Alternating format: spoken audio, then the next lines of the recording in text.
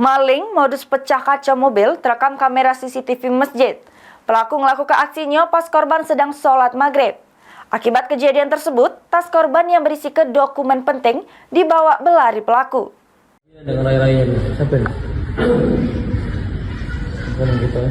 Aksi maling dengan modus pecah kaca sering terjadi di depan Masjid Kejati Sumsel di Jalan Gubernur Haji Bastari, Kecamatan Jakabaring, Palembang, pada hari Rabu sekira jam 6 sore. Juru rekaman kamera pengawas, kedua pelaku bermula nyingoi isi jero mobil yang terparkir. Pas terjenguk ada barang yang ditinggal di jero mobil, pelaku langsung bergerak cepat mecah ke kaca mobil, terus ngembat barang yang ada di jero mobil. Sesudah berhasil ngembat barang korban, kedua pelaku langsung berlari ninggal ke TKP dengan cara kuno ke motor.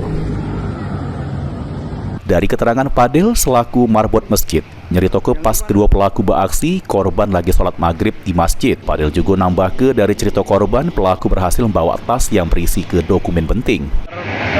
Pas sholat maghrib. Sholat maghrib ya? Mobilnya mobil apa yang parkir sini?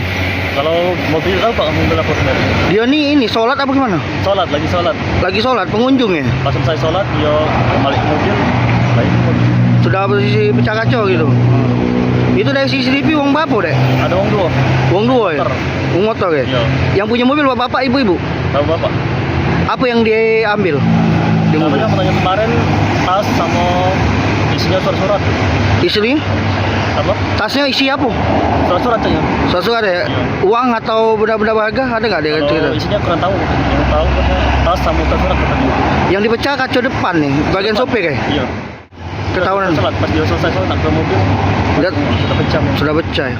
Belum tahu korban sudah bikin laporan ke polisi apa belum, cuma korban ngalami kerugian kaca mobilnya pecah. Suryadi, PAL TV.